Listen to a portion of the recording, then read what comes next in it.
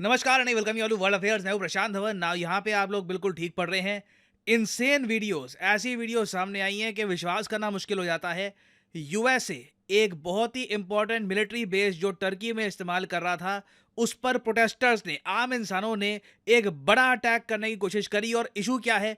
Issue ये है कि यूएसए आज के समय इजराइल का समर्थन कर रहा है हमास इजराइल वॉर में। ना पहले तो मैं चाहता हूँ ये जो वीडियोस हैं ये आप मेरे साथ देखें। ना पहले तो ये जो क्राउड है, देखिए किस तरीके से टर्की की जो सिक्योरिटी एस्टैब्लिशमेंट है इस क्राउड को कंट्रोल करने की कोशिश कर रही है।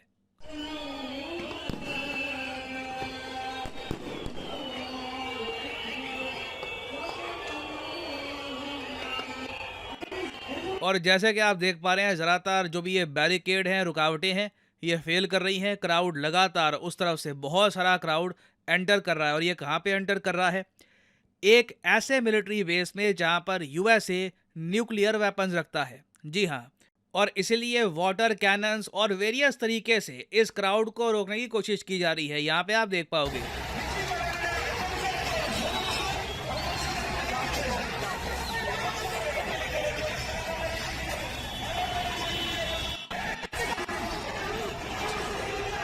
ना आप एक बात नोट करना, ज़्यादातर जो लोग हैं ये फ़िलिस्तीन के फ्लैग यहाँ पर लहरा रहे हैं।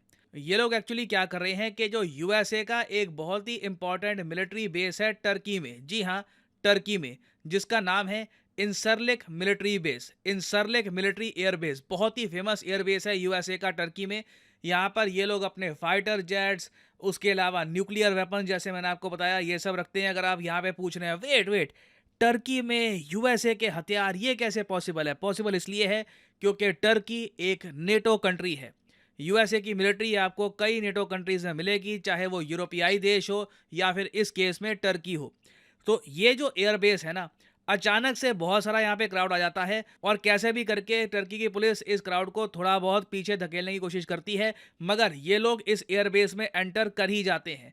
हालांकि अभी तक कुछ रिपोर्ट ये नहीं आई कि जो बहुत ज़्यादा यहाँ पर सीक्रेट वेपन्स थे या फिर जो बहुत ज़्यादा पावरफुल वेपन्स थे वो किसी गलत हाथ में लग गए। बट अपने आप में आप सोच कर देखिए ये कितना ज़्यादा डेंजरस सिनेरियो था ना। एक क्वेश्चन यहाँ पे आप पूछ सकते हैं कि ऐसे दृश्य तो हमने पाकिस्तान में भी नहीं देखे। मतलब पाकिस्तान में आपको याद होगा जो फ्रांस के अगेंस्ट विरोध हुआ था, कंपैरिजन में यूएसए के अगेंस्ट कुछ भी नहीं हो रहा।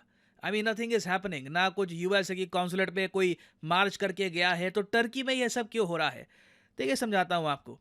वैसे आप अगर देखो तो टर्की और इसराइल के रिलेशंस बहुत यूनिक है। टर्की उन चुनिंदा इस्लामिक कंट्रीज में आता है जो इसराइल को एक इंडिपेंडेंट कंट्री मानता है। नहीं तो ज़्यादातर जो इस्लामिक कंट्रीज़ हैं आप अगर देखो, चाहे इंडोनेशिया हो, बांग्लादेश हो, पाकिस्तान, ईरान, सऊदी अरेबिया, ये सब इसराइल को एक प्रॉपर इंडिपेंडेंट कंट्री नहीं मानते। टर्की का ये माना था कि इसराइल के साथ ये लोग बिजनेस करेंगे और दोनों के काफ़ी अच्छे रिलेशंस रहे हैं ओवर द ईयर्स। बट जब से इसराइल ने गाज़ा पर चढ़ाई करने का फैसला कर लिया है, और अब कुछ ही दिनों में आप देखोगे कि गाज़ा का एक बहुत ही बड़ा हिस्सा इसराइल की मिलिट्री कब्जा चुकी होगी, टर्की ने उसके रिस्पॉन्स में ना बहुत ज़्यादा अग्रेसिव स्टेप्स चले हैं।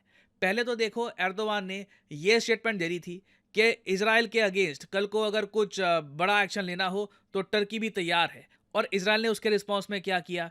इसराइल ने टर्की में जो अपने एम्बेसडर थे वापस बुला लिए, और जो टर्की के एम्बेसडर थे इसराइल में, इनको निकाल दिया।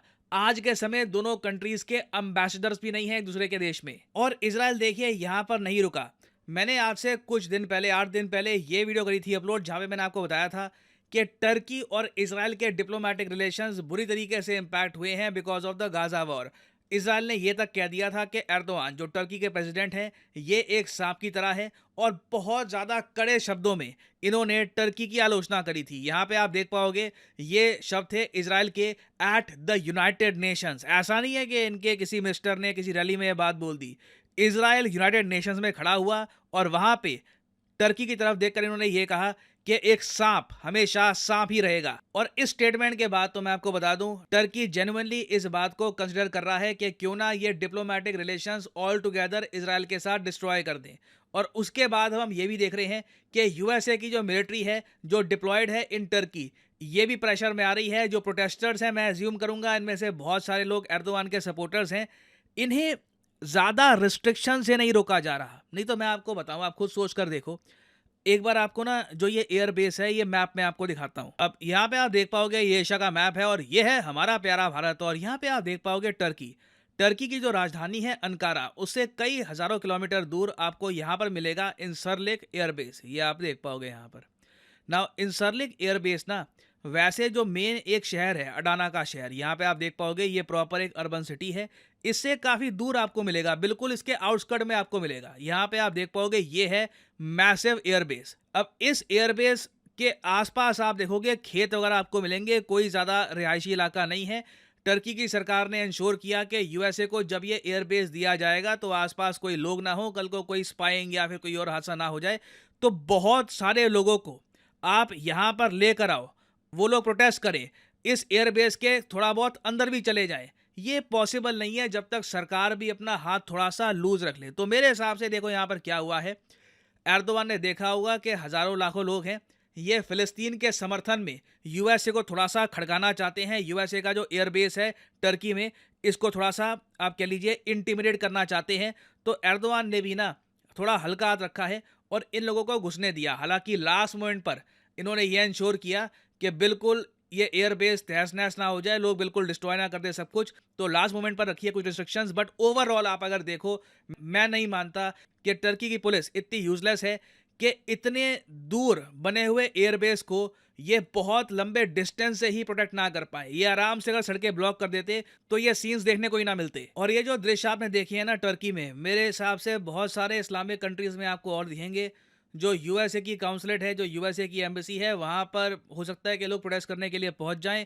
क्योंकि अगेन रिसेंटली इजराइल के जो एक मिनिस्टर हैं, उन्होंने ये जो स्टेटमेंट दे दी थी कि इजराइल न्यूक्लियर बॉम्ब यूज़ कर सकता है गाज़ा पे। हालांकि बाद में नेतन्याहू ने खुद कहा कि इस मिनिस्टर की बात पे आप यकीन मत करिए, उन्होंने बस ये बात कह दी थी। बट जब आपका सिटिंग मिनिस्टर ये बात बोल देता है तो उससे ऑब्वियसली सरकार पे प्रेशर बिल्ड होगा, यूएसए पर भी इससे प्रेशर बिल्ड होगा। पाकिस्तान जैसे देश ऑलरेडी कह रहे हैं कि हम बहुत ज़्यादा अपेल्ड हैं बाय इजरायली मिनिस्टर्स कमेंट्स। और मैं आपको बता दूं, जो दृश्य रिसेंटली हमने देखे हैं यहाँ पे इन टर्की, बहुत ही जल्द आपको कई और देशों में इस टाइप के दृश्य देखने को मिलेंगे।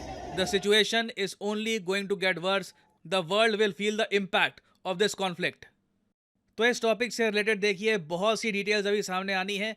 कुछ अपडेट्स आएंगी तो मैं अपडेटेड वीडियो आपके लिए ले आऊँगा। एक पॉसिबिलिटी ये भी है कि इस अटैक के बाद यूएस अपनी मिलिट्री टर्की में कम कर दे। That can very much happen. तो कुछ अगर मेजर अपडेट आती है तो I will make an updated video for you guys. और अनअकैडमी के प्लेटफॉर्म पर मेरी कुछ एक्स्ट्रा क्लासेस भी हैं, आप देखना चाहें देख सकते हैं। यहाँ पे PD10 कोड यूज़ करके जो क्लासेस हैं ये आप देख सकते हैं। कई टॉपिक्स होते हैं जिन पर मैं चैनल पे वीडियो नहीं बना पाता, तो वो यहाँ पे आपको मिल जाया करेगा। So enjoy these classes. Thank you. Thanks for listening. And as always, may the gods watch over.